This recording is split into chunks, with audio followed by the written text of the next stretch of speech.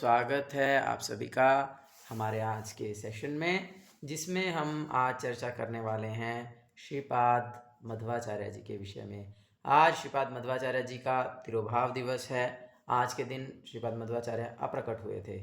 तो मध्वाचार्य जी कौन हैं, किस प्रकार से उन्होंने बचपन में और बड़े होकर के किस प्रकार से दिव्य दिव्य लीलाओं को प्रकट किया है, उस विषय में हम चर्चा करेंगे।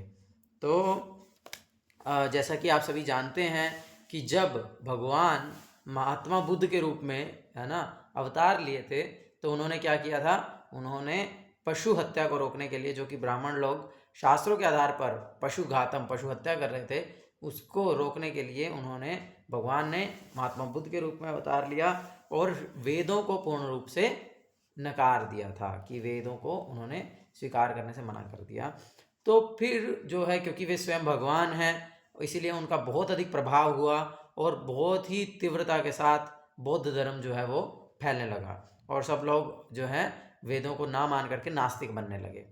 तो फिर से अब कुछ समय के पश्चात भगवान ने उन वेदों को पुनः स्थापित करने के लिए कि ठीक है, अब कचरा निकल गया, अब फिर से जो अच्छी चीज़ें हैं उनको लाया जाए, तो फिर उन्होंने शिवजी जी के माध्यम से, मतलब फिर जो है उन्होंने शिवजी जी को कहा अवतार लेने के लिए। तो भगवान शिव जो हैं वे प्रकट हुए शंकराचार्य जी के रूप में, जिन्हें हम आज आदि शंकराचार्य के रूप में जानते हैं। और उन्होंने वेदों के जो सिद्धांत हैं उनको पुनः स्थापना किए, इस आधार पर कि हम सब भगवान हैं, हम भगवान से अभिन्न हैं, और अद्वैत दर्शन जिसे हम कहते हैं। तो शंकराचार्य जी ने अद्वैत दर्शन का प्रचार किया, और क्योंकि संसार में सब लोग भगवान बनना चाहते हैं, कंट्रोलर बनना चाहते हैं, और जो है तो इसीलिए उन्होंने बहुत ही आसानी से उनके इस सिद्धांत को स्वीकार कर लिया और लोग पुनः वेदों का पालन करने लगे। उसके बाद भगवान के छोटे भाई, जिन्हें हम बलराम या फिर लक्ष्मण या, है ना, इस प्रकार से जो हमारे संकर्षण तत्व हैं, वे प्रकट हुए हैं श्रीपाद रामानुजाचार्य के रूप में। और श्रीपाद रामानुजाचार्य जी ने फिर क्या बोलते हैं, विशिष्ट अद्वैत का प्रचार किया। मतलब कि उन्होंने उस अद्वैतवाद का खंडन तो किया, उन्होंने कहा कि नहीं, ऐसा नहीं है कि जीव और भगवान एक ही है, लेकिन उसमें क्या बोलते हैं, लेकिन जो भगवान है उसमें कुछ विशिष्टता है तो दोनों एक ही हैं। मतलब एक प्रकार से बहुत खुल करके वो खंडन नहीं किए हैं, उन्होंने थोड़ा सा खंडन किया, लेकिन उन्होंने कहा कि कुछ तो विशेषता है भगवान में, बिल्कुल एक तो नहीं है। तो इस प्रकार से उन्होंने थोड़ा सा, एक तरह से हम कह सकते हैं, छुप करके खंडन किया है, थोड़ा सा कम खंडन किया, लेकिन उन्होंने उस अद्वैतवाद का वहाँ पर खंडन किया और विशिष्ट अद्वैत को स्थापित किया कि हाँ, कुछ विशिष्टता है भगवान में। और फिर उसके बाद प्रकट हुए हैं श्रीपाद मध्वाचार्य, जो कि इस प्रकार से हमेशा रहते थे, तो जिन्होंने अपने प्रारंभ से ही ये बताया कि जीव अलग और परमात्मा अलग है। तो इसको हम द्वैतवाद बोलते हैं, शुद्ध द्वैत। तो उन्होंने शुद्ध द्वैत का प्रचार किया है, जिसमें कि उन्होंने इस बात को, इस सिद्धांत को स्थापित किया कि वास्तविकता में जीव और भगवान एक नहीं है, जीव और भगवान अलग अलग है। तो इस प्रकार से ये उनका फिलोसॉफिकल डिस्कशन है, और यही कारण है श्रीपाद मध्वाचार्य जी का प्रकट होने का। तो श्रीपाद मध्वाचार्य जी कौन है? श्रीपाद मध्वाचार्य जी वरुण देव हैं, वायुदेव जिनको हम कहते हैं। तो वरुण देव जो हैं वे प्रकट हुए श्रीपाद मध्वाचार्य जी के रूप में।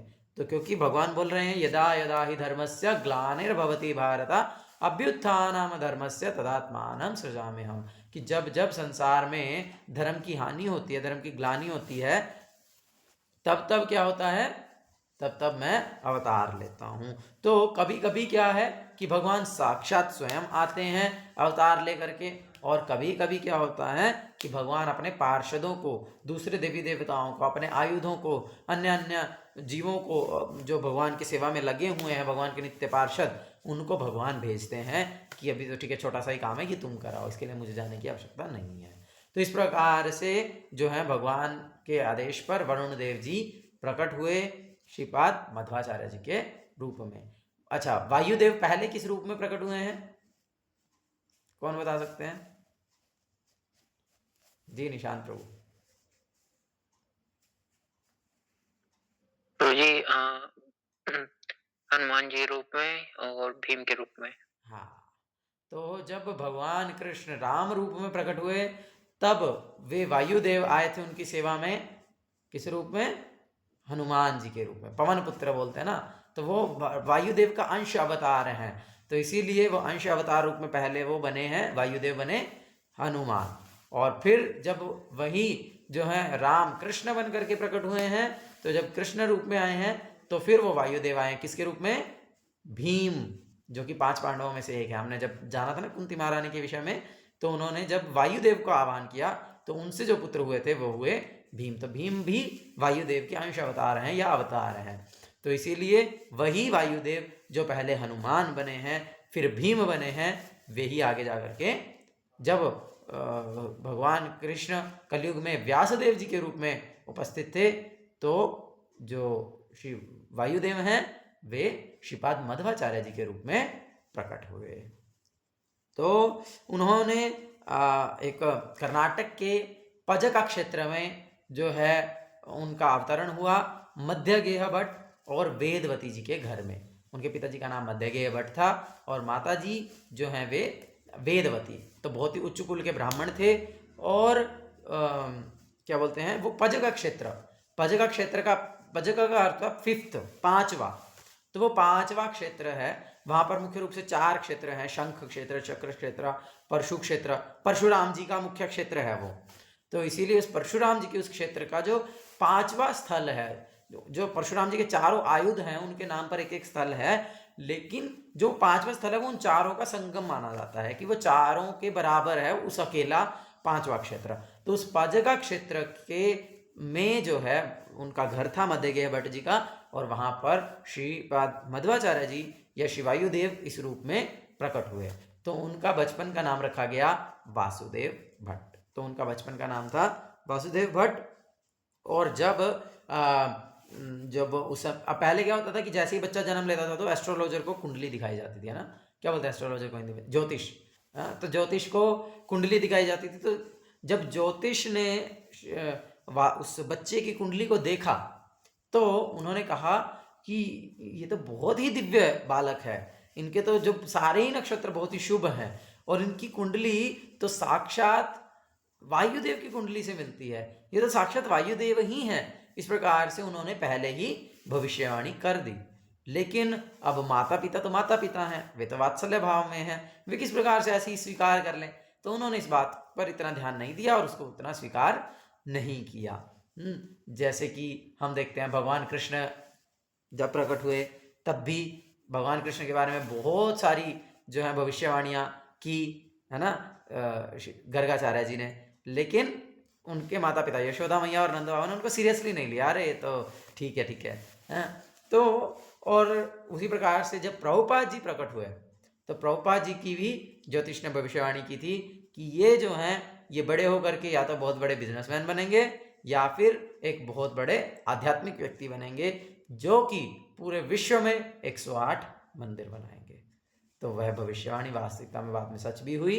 प्रभुपाद जी पहले बिजनेसमैन भी रहे और फिर उसके बाद प्रभुपाद जी संन्यास लिए, साधु हो गए, और उसके बाद उन्होंने पूरे 108 मंदिरों की पूरे विश्व में स्थापना की। और यही भविष्यवाणी की गई थी कि ये 7 समुद्र पार जाएंगे 70 साल की उम्र के बाद, और फिर पूरे विश्व में कृष्ण भावनामृत का प्रचार करेंगे। तो इसी प्रकार से उनके बारे में भी यह भविष्यवाणी की गई कि ये तो साक्षात वायुदेव ही हैं और बहुत ही महान कार्य करने के लिए प्रकट हुए हैं। लेकिन माता पिता ने इस बात पर ध्यान नहीं दिया, और फिर उसके बाद एक दिन जब वे सब जंगल से जा रहे थे तो उस जंगल में उन्हीं में से एक व्यक्ति के अंदर एक ब्रह्म राक्षस आ गया, और वो ब्रह्म राक्षस को भी पता था कि इनके पास जो ये बालक है ये दिव्य है। तो उसने कहा कि मैं इस व्यक्ति को तब तक नहीं छोड़ूंगा जब तक कि आप इस बालक के पैरों को मेरे सिर पर नहीं रख देंगे, क्योंकि उसे पता है कि यदि उनके चरण मेरे सिर पर रख दिए जाएंगे तो मेरा उद्धार हो जाएगा। तो पहले तो अब बच्चे के सिर ऐसे भूत आ गया जिस व्यक्ति के अंदर, बच्चे को कैसे उसके पास लेकर के जाए, तो बड़े डर रहे हैं माता पिता। लेकिन जब वह उस व्यक्ति को नुकसान पहुंचाने लगा तो फिर वेदवती मान गई, और फिर उन्होंने जैसे ही उस बच्चे के चरणों को उस भक्त के पैरों पर, भक्त के सिर पर उनके चरणों का स्पर्श कराया, तुरंत ही जो है वो जो ब्रह्म राक्षस था वो मुक्त हो गया, वो दिव्य शरीर में प्रकट हुआ और उनको प्रणाम करके चला गया। तब सबने थोड़ा थोड़ा स्वीकार कर लिया कि हाँ, हमारा बच्चा कुछ दिव्य है, इसमें ही समथिंग स्पेशल। इस प्रकार से उन्होंने थोड़ा सा स्वीकार कर लिया। लेकिन वही, क्योंकि वात्सल्य भाव का जो प्रेम है वो हमेशा ढक करके रखता है, तो इस प्रकार से वह ढका ही रहता था। तो और भी बहुत सारी वासुदेव बचपन में बहुत सारी दिव्य दिव्य लीलाएं किया करते थे। जैसे कि एक बार उनके पिताजी ने किसी से उद्धार लिया था जिसका नाम था काकरा शट्टी। तो वो जो काकरा शट्टी है वो एक बार तो उनके घर के बाहर आकर के धरने पर बैठ गया, बोले कि जब तक तुम मेरा कर्ज वापस नहीं दोगे तब तक मैं जो है यहाँ से नहीं जाऊँगा। तो इस प्रकार से जब वे ऐसा कर रहे थे तो वासुदेव ने क्या किया, उनके घर के आंगन में एक इमली का पेड़ था, तो उन्होंने इमली के बीजों को इकट्ठा किया और इकट्ठा करके बोला कि ये लीजिए, ये आपका सारा जो उधार है वो मैंने चुका दिया। तो उसने ठीक है, बच्चे की बात को रखने के लिए कि कहीं बच्चा बुरा ना मान जाए, ठीक है, वो लेकर के उसने अपने झोली में डाल करके उन बीजों को रख लिया और ठीक है, बोलता मैं अब कल आऊँगा। तो वो चला गया और जब वो गया और उसने अपने घर जा करके उस कपड़े को खोला कि चलो फेंक देता हूँ इमली के बीजों को, तो उसने देखा कि वो जो इमली के बीज हैं वो तो सोने की मुद्राओं में बदल गए और वो इतनी अधिक थी कि इतना तो उसका कर्ज था ही नहीं। तो वो तो बहुत ही खुश हो गया कि ये तो बड़ा ही दिव्य आनंद हो गया, इतना तो मेरा कर्ज था ही नहीं जितना कर्ज जो है उन्होंने चुका दिया है। तो इस प्रकार से श्रीमद् मध्वाचार्य जी यानी वासुदेव ने इमली के बीजों को सोने की मुद्राओं में परिवर्तित कर दिया।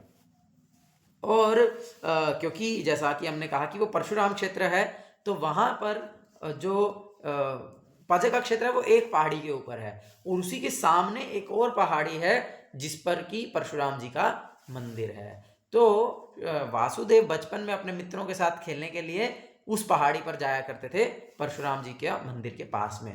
तो जब एक बार वो खेल रहे थे तो उनकी माँ ने उधर से ही आवाज लगाई कि वासु, खाने का समय हो गया, आ जाओ। तो वासु ने उधर से ही एक छलांग लगाई और सीधा दूसरी पहाड़ी पे लैंड कर दिया।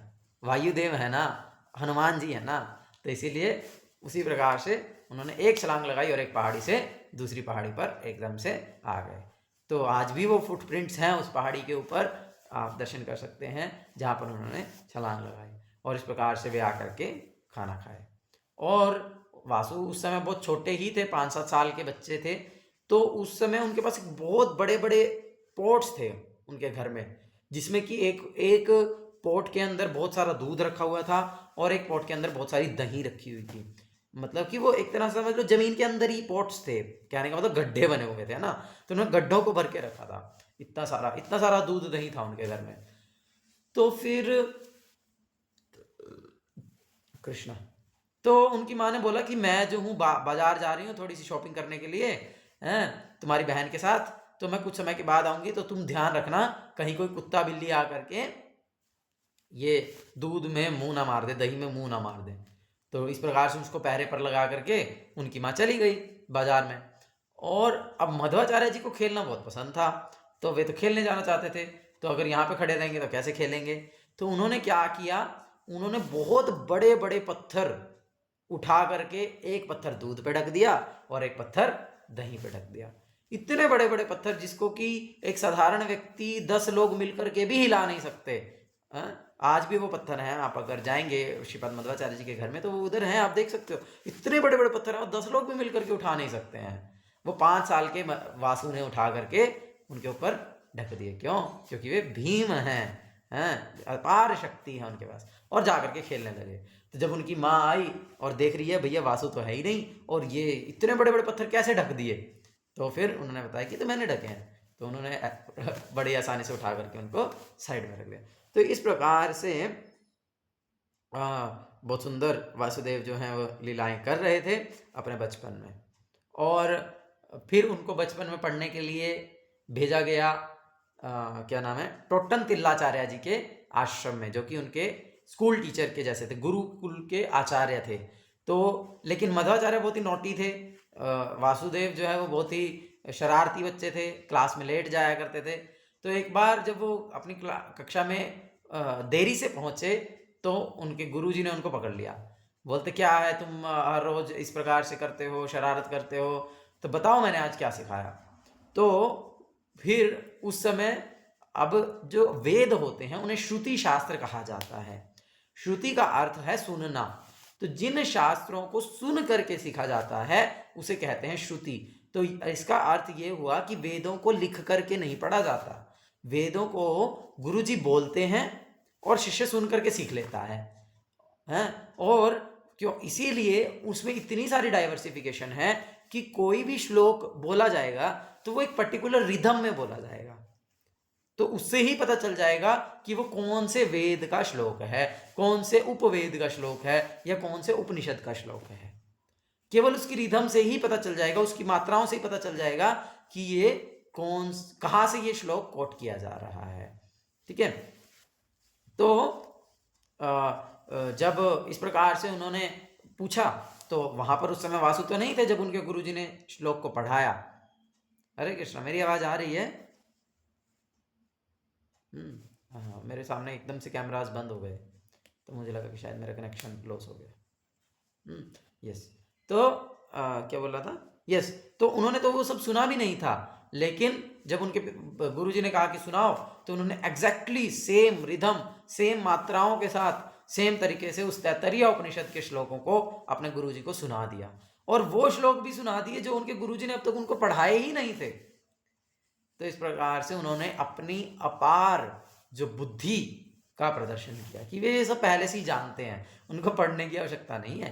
तो इस प्रकार से उन्होंने अपनी विद्वत्ता को भी प्रदर्शित किया। तो इस प्रकार से हम देख सकते हैं कि वासुदेव ने बचपन से ही अपनी शारीरिक बल और अपनी बुद्धिमत्ता को प्रकट कर दिया था, है ना। और उसके बाद जो है वासुदेव जब 12 साल के हो गए तो उन्होंने अपने माता पिता को कहा कि मैं संन्यास लेना चाहता हूँ, और क्योंकि मैं इस जगत में द्वैतवाद के सिद्धांत को स्थापित करना चाहता हूँ, जिस मतलब कि जीव अलग है और भगवान अलग है, मैं इस सिद्धांत को स्थापित करना चाहता हूँ। तो जब उनके पिताजी ने ये बात सुनी तो वो हंसने लगे, क्योंकि उस समय तो शंकराचार्य जी का बोलबाला था, सब लोग शंकराचार्य जी को महान आचार्य के रूप में स्वीकार करते थे, और उन्होंने क्या दिया? उन्होंने दिया अद्वैतवाद। उन्होंने तो कहा जीव और ईश्वर एक ही है, और तुम बोल रहे हो कि तुम द्वैतवाद का प्रचार करोगे, हैं? और तो इस प्रकार से उनके पिताजी ने कहा कि ये तो तुम ऐसी बात कर रहे हो जैसे सूखी टहनी से, सूखी लकड़ी से पेड़ उगा दें। तो श्रीपाद मध्वाचार्य जी ने बोला कि ठीक है, मैं सूखी टहनी से पेड़ उगा करके दिखाऊंगा।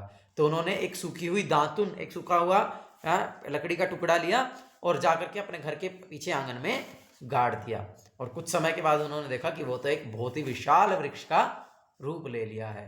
तो सबने स्वीकार कर लिया कि हाँ, ये कोई साधारण व्यक्ति नहीं है, और ये तो वास्तविकता में एक महान आचार्य है जो सूखी लकड़ी से पेड़ उगा सकता है, तो वो तो कुछ भी कर सकता है। तो इस प्रकार से फिर उन्होंने वासुदेव को संन्यास लेने के लिए आज्ञा दे दी। तो फिर 12 साल की उम्र में वासुदेव ने संन्यास लिया, और अब वासुदेव का नाम हो गया पूर्ण प्रज्ञ तीर्थ। तो अब वासुदेव बन गए पूर्ण प्रज्ञ तीर्थ। तो इस प्रकार से वे पूर्ण प्रज्ञ तीर्थ अब द्वैतवाद का प्रचार करने लगे। शास्त्रों से विभिन्न विभिन्न जो है तर्कों को प्रस्तुत करते हुए उन्होंने इस बात को जो है प्रस्तुत किया, इस बात को सिद्ध किया कि जीव और भगवान एक नहीं है, जीव कभी भी भगवान नहीं बन सकता है, जीव सदैव जीव रहता है, भगवान सदैव भगवान रहते हैं, और वे दोनों अलग अलग हैं। उन्होंने जो सिद्धांत दिया कि कृष्ण पुरुषोत्तम और वायु जीवोत्तम, कि सभी जो मतलब कि देवी देवताओं में कहा जाए तो कृष्ण पुरुषोत्तम है, वे सर्वश्रेष्ठ हैं, पुरुषों में उत्तम हैं, और वायु जीवोत्तम, और यदि सारे जीवों की बात कही जाए तो उसमें वायुदेव जीवों में सर्वश्रेष्ठ हैं। तो इस प्रकार से श्रीपद मध्वाचार्य जी ने इस सिद्धांत को स्थापित किया। और जब वे इस प्रकार से करते थे तो अनेक मायावादी अर्थात शंकराचार्य जी के जो फॉलोअर्स हैं या फिर जो बुद्धिस्ट हैं उनके साथ बहुत सारी डिबेट किया करते थे, उनके साथ तर्क क्या बोलते हैं शास्त्रार्थ किया करते थे, और उनको हरा दिया करते थे, सदैव ही हरा दिया करते थे। तो इस प्रकार से, और जब इस प्रकार से पूर्ण प्रज्ञा तीर्थ की ख्याति बढ़ने लगी तो फिर उनसे बहुत सारे लोग चिढ़ने लगे, उनसे बहुत सारे लोग जो हैं उनसे ईर्ष्या करने लगे और इस प्रकार से तरह तरह से प्रयास करते थे कि उनके जो इस प्रचार को रोका जा सके। तो जैसे कि एक बार एक पंडित ने उनको ललकारा कि अभी आपने अपने वक्तव्य में निराकार शब्द का प्रयोग किया है, कि आपने तो भगवान को निराकार कहा है, देखो आप स्वयं स्वीकार कर रहे हो कि भगवान निराकार है। तो फिर श्रीपद मध्वाचार्य यानी पूर्ण प्रज्ञ तीर्थ ने ये एक्सप्लेनेशन दी कि संस्कृत के एक शब्द के अनेक अर्थ होते हैं। तो इस प्रकार से फिर उन्होंने बताया कि निराकार शब्द का वास्तविक अर्थ क्या है। निराकार जो शब्द जो शास्त्रों में आया है उसका अर्थ यह है कि भगवान का कोई भौतिक आकार नहीं है, भगवान का आकार हमारे जैसा आकार नहीं है, भगवान का आकार तो दिव्य है, वो तो अणो अणिया महतो महियाम है, वो तो बड़े से बड़ा हो सकता है, वो छोटे से छोटा हो सकता है, और इस प्रकार से वह जो आकार है वह दिव्य है। और वह निर्गुण शब्द जो आया है कि वहाँ पर ऐसा नहीं है कि भगवान निर्गुण है, वो बस एक रोशनी है, एक ज्योति है, एक प्रकाश है, नहीं, वे निर्गुण हैं, उनमें कोई भौतिक गुण नहीं है, वे इन तीन प्रकृति के सतो रजो और तमो गुण से परे हैं, इसीलिए उन्हें निर्गुण कहा जाता है, और वे दिव्य गुणों से युक्त हैं, वे सच्चिदानंदमय हैं। तो इस प्रकार से श्रीपद मध्वाचार्य जी ने स्थापित किया, और फिर उन्होंने विष्णु सहस्त्र नाम के एक एक नाम की 1,000 एक्सप्लेनेशंस दी कि जो विष्णु शब्द है उसके ये अर्थ है, जो क्या है, विष्णु सहस्त्र नाम कैसे शुरू होता है, शांताकारम भुजग शयनम पद्मनाभम सुरेशम है।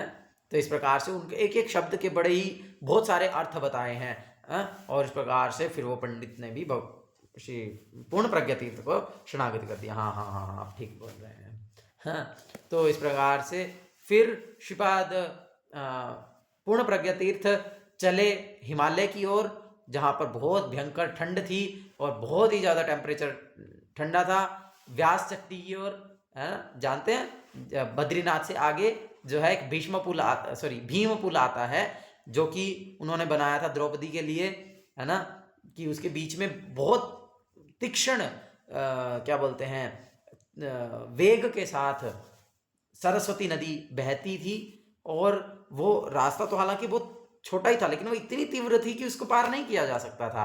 पहाड़ के ऊपर से उस नदी को पार करना बड़े कठिन था, तो इसीलिए द्रौपदी ने कहा कि मैं तो इसको पार नहीं कर सकती, और तो फिर भीम ने अपने एक ही हाथ से उठा करके बहुत बड़ा पत्थर वहाँ पे बीच में रख दिया था, तो उसको भीम पुल कहते हैं। तो उस भीम पुल को पार करने से आगे जाने से व्यास चट्टी आती है, माने व्यासदेव जी की गुफा आती है, वहाँ तक कोई रेयरली कोई व्यक्ति जा सकता है, क्योंकि वो ऊपर जाने से ऑक्सीजन का लेवल घटता जाता है ना। तो इस प्रकार से जब श्रीपाद मध्वाचार्य जी जो है श्री पूर्ण प्रज्ञ तीर्थ, जिन्होंने अपने भाष्य को लिखा था वेदांत सूत्र के ऊपर, जिसको पूर्ण प्रज्ञा भाष्य कहा जाता है, वो पूर्ण प्रज्ञा भाष्य को ले जा करके दिखाना चाहते थे श्री व्यासदेव जी को।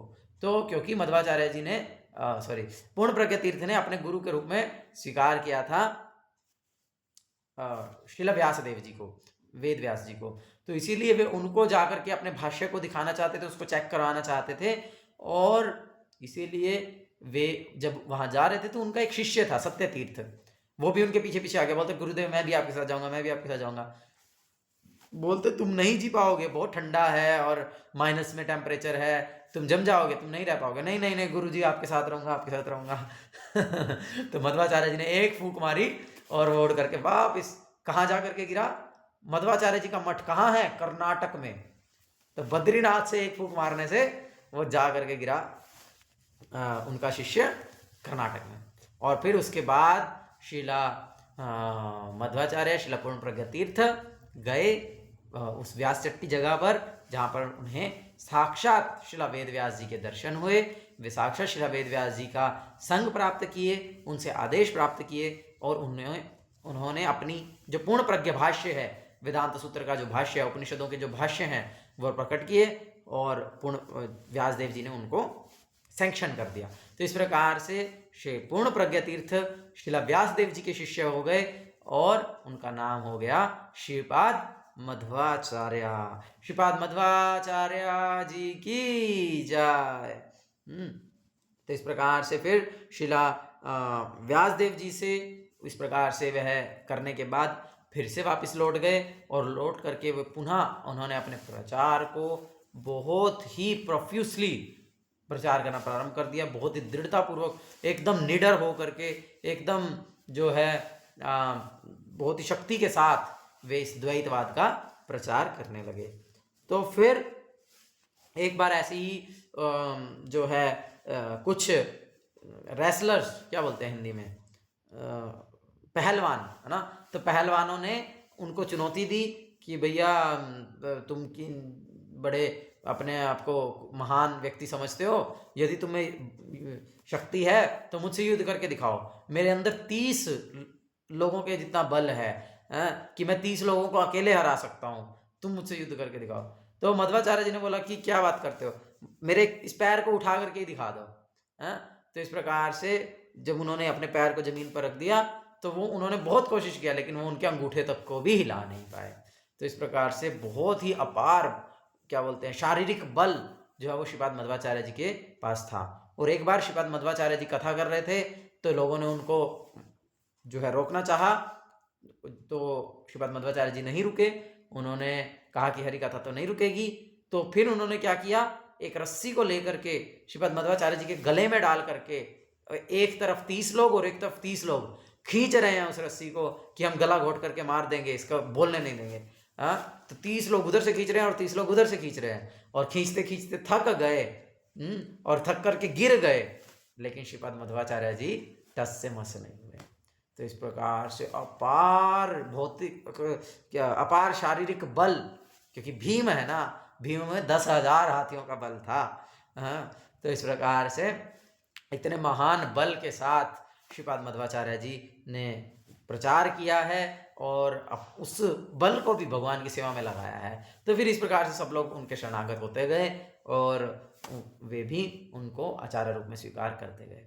तो फिर बाद में एक जो कि उस समय एक शंकराचार्य थे, अर्थात शंकर मठ के बहुत ही महान व्यक्ति थे, जिनका नाम था त्रिविक्रम पंडित।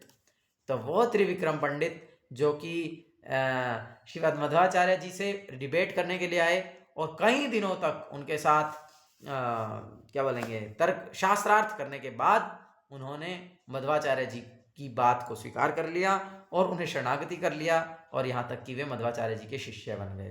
तो फिर उनका नाम हो गया त्रिविक्रमाचार्य। तो इस प्रकार से वे त्रिविक्रमाचार्य जी, जो कि पहले शंकराचार्य में प्रमुख थे, वे अब मध्वाचार्य जी के शिष्य बन गए। और फिर एक बार, और वो बहुत ही प्रिय शिष्य हुए, फिर उन्होंने बहुत बहुत सेवा किया श्रीपाद मध्वाचार्य जी को। और फिर एक बार जब मध्वाचार्य जी,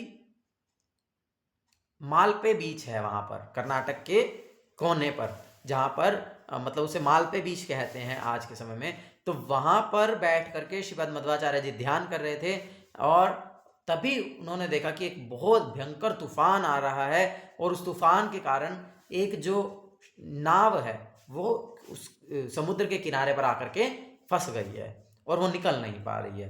तो फिर वो जो कैप्टन था उस बोट का, जो वो कप्तान था, वो उतर करके आया और आकर के उसने देखा कि यहाँ पर तो कोई बहुत ही महान ऋषि साधु बैठे हुए हैं। तो उन्होंने उनसे तब प्रार्थना की कि कृपया आप हमारे को कुछ रक्षा कीजिए। और तो श्रीपाद मध्वाचार्य जी ने क्या किया, उन्होंने उत्तरीय वस्त्र धारण किया हुआ था, है ना, अपनी उत्तरी डाली हुई थी। तो उन्होंने उस उत्तरी को उठाया और इस प्रकार से एक बार हवा किया, तो क्योंकि पवन देव हैं, तो जैसे ही हवा किया तो पूरे तूफान का रुख ही चेंज हो गया, पूरा तूफान तो दूसरी दिशा में चला गया और जो उनका जहाज था वो बच गया। तो इस प्रकार से वे बहुत ही प्रसन्न हो गए और उन्होंने कहा कि आप तो बहुत ही महान हैं और आप जो चाहें वो आप हमसे मांग सकते हैं। तो उस समय श्रीपाद मध्वाचार्य जी ने कहा कि मैं तो सन्यासी हूँ, मुझे तुम्हारे भौतिक धन संपत्ति तो नहीं चाहिए, तुम्हारे नाव में जो कुछ भी है वो तो मुझे नहीं चाहिए। लेकिन तो उसने बताया था कि हम द्वारिका से आ रहे हैं। तो उसने कहा, तो श्रीपाद मध्वाचार्य जी ने कहा, अच्छा द्वारिका से आ रहे हो, द्वारिका में तो गोपी चंदन मिलता है, क्या तुम गोपी चंदन लाए हो? बोलते हाँ, हमने अपनी बोट को बैलेंस करने के लिए, उसके वजन को एक बराबर रखने के लिए हमने एक बहुत बड़ा चंदन का ढेला अपनी नाव में एक और में रख लिया था। तो माधवाचार्य जी ने कहा मुझे बस वही दे दो। तो बोलते ठीक है। तो 30 लोग मिलकर के उस चंदन के ढेले को उठाने का प्रयास कर रहे थे, लेकिन उसे उठा नहीं पा रहे थे। वो इतना भारी था, वो इतना विशाल था कि 30 लोग मिलकर के भी उस चंदन के ढेले को उठा नहीं पा रहे थे। श्रीपद मध्वाचार्य ने बोला साइड हो जाओ, और आए और अब अकेले उठा करके उसको वो ले गए।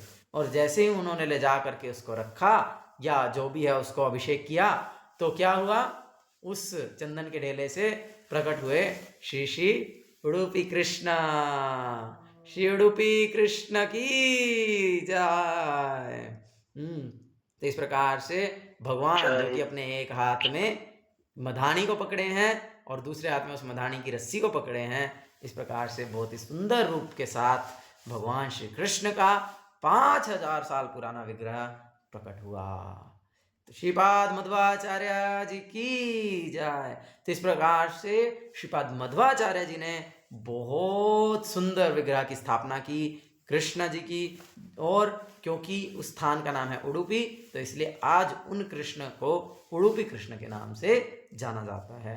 तो इसीलिए श्रीपाद मध्वाचार्य जी ने उन उडुपी कृष्ण को की सेवा को स्थापित किया, उनके मंदिर को स्थापना किया, और उनके चारों तरफ 8 मठ बनाए, जिन्हें उडुपी मठ कहते हैं। तो उस उडुपी मठ के अंदर 8 अलग अलग मठ हैं, जैसे पुतिगे मठ है, ऐसे अलग अलग उन्होंने नाम दिया 8 मठों को। तो अब वो मठ क्या थे, वो मठ हैं, मतलब एक तरह समझ लो आध्यात्मिक ज्ञान का केंद्र है।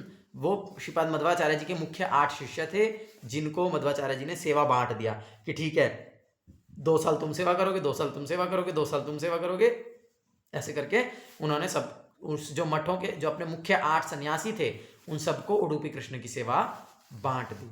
और इस प्रकार से वे 8 ही मठों में बहुत ही मतलब क्या बोलते हैं, बहुत ही तरीके से सिस्टमैटिक तरीके से वे द्वैतवाद को प्रचार किए, द्वैतवाद का पठन पाठन किए, शास्त्रों के आधार पर द्वैतवाद को के सिद्धांत को स्थापित किए। और उन्होंने एक विशेष पाठशाला बनाई थी, मतलब एक विशेष स्थान बनाया था जहां पर कि वे शंकराचार्य यानी के जो फॉलोअर्स थे, यानी कि जो अद्वैतवादी थे, उनको वो बुलाया करते थे और उनके साथ डिबेट किया करते थे और उनका खंडन किया करते थे कि नहीं, भगवान और जीव एक नहीं है, वे दो हैं।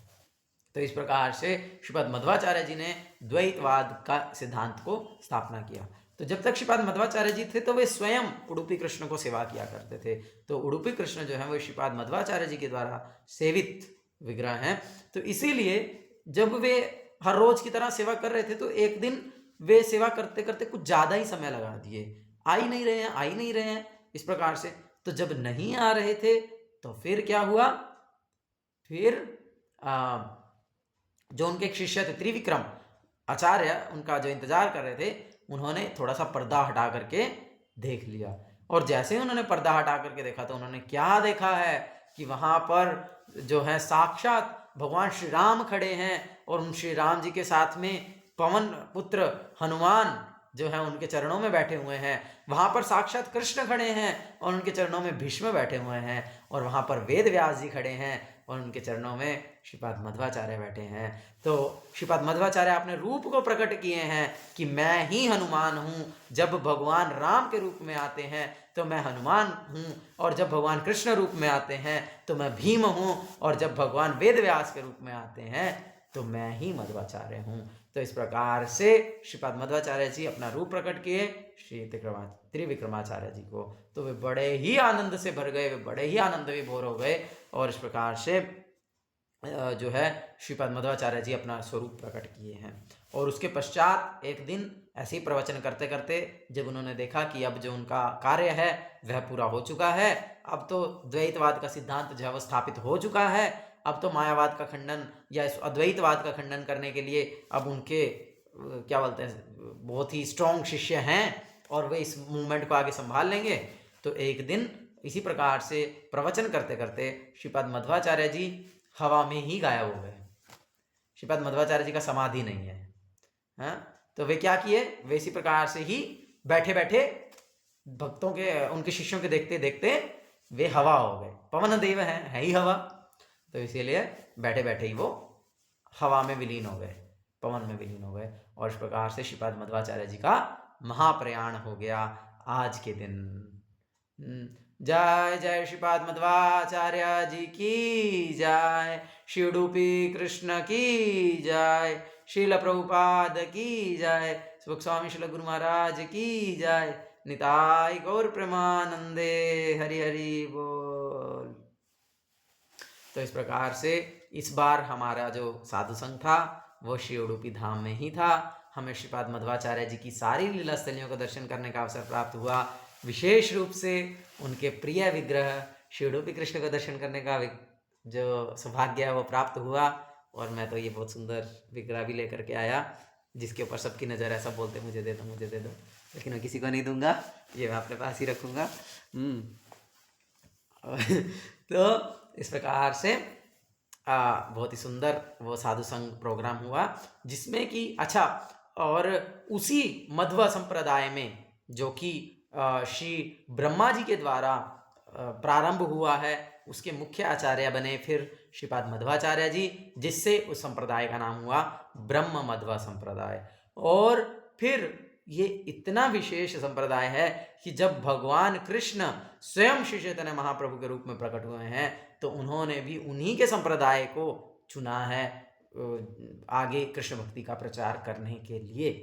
तो इसलिए जो है श्रीपाद चैतन्य महाप्रभु भी श्री मध्वाचार्य जी के संप्रदाय में ही दीक्षा ग्रहण किए, जिससे फिर आगे इस संप्रदाय का नाम हो गया ब्रह्म मध्व गौड़ीय संप्रदाय।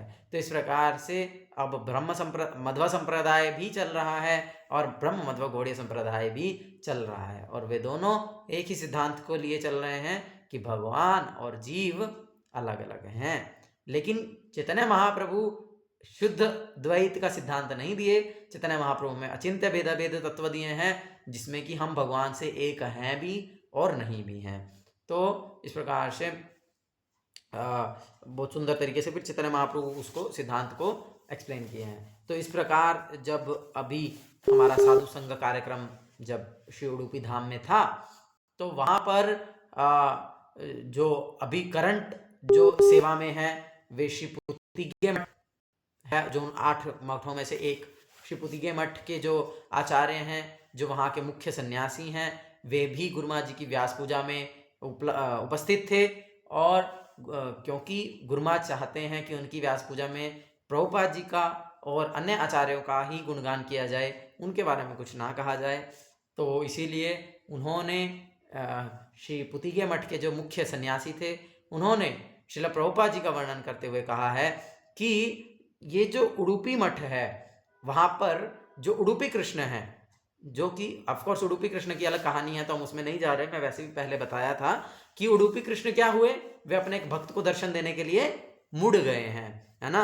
वो अब उनका दर्शन मुख्य द्वार से नहीं होता है, अब उनका दर्शन खिड़की से होता है। केवल एक छोटी सी खिड़की से उनका दर्शन किया जाता है, जिसको कण-कण किंडी कहते हैं। तो वो खिड़की जो अब जनरली भगवान का जो मुख कमल है वो किस ओर होता है, पूर्व दिशा की ओर होता है। लेकिन अब भगवान अपने उस भक्त को दर्शन देने के लिए क्या किए, पश्चिम की ओर मुख कर लिए हैं, पश्चिम की ओर मुड़ गए हैं। और अब जो भगवान का दर्शन है वो पश्चिम की ओर मुख के करके है।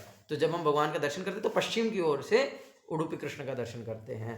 तो इस प्रकार से वे वर्णन कर रहे थे कि उडुपी कृष्ण अब ये संकेत देना चाहते हैं कि अब ये जो कृष्ण भक्ति है जो है वो पाश्चात्य देशों में जाएगी। अब जो भगवान कृष्ण ने अपना मुख पश्चिम की ओर कर लिया है कि अब वे अपनी कृपा को अब वो पाश्चात्य देशों में भेजना चाहते हैं, और उन कृष्ण की कृपा को पाश्चात्य देशों में लेकर के गए हैं श्रीमद अभय चरणारविंद भक्ति वेदांत स्वामी प्रभुपाद। श्रीमद अभय चरणारविंद भक्ति वेदांत स्वामी प्रभुपाद की जय। सुख स्वामी श्रील गुरु महाराज की जय। निताय गौर प्रेमानंदे, हरि हरि बोल। तो हम श्रीपाद मध्वाचार्य जी से प्रार्थना करते हैं, श्री उडुपी कृष्ण से प्रार्थना करते हैं, श्रील प्रभुपाद जी से प्रार्थना करते हैं कि हम उनकी सेवा में सदैव ही लगे रहें और इस कृष्ण भक्ति को दृढ़तापूर्वक अपने जीवन में स्वीकार करें, और इसका दूसरों को जिस प्रकार से मध्वाचार्य जी ने निडर होकर के प्रचार किया, हम भी सिद्धांत में रह करके उसका प्रचार करें। हरे कृष्णा कृष्ण कृष्ण हरे हरे, हरे राम राम राम हरे हरे। हरे कृष्णा।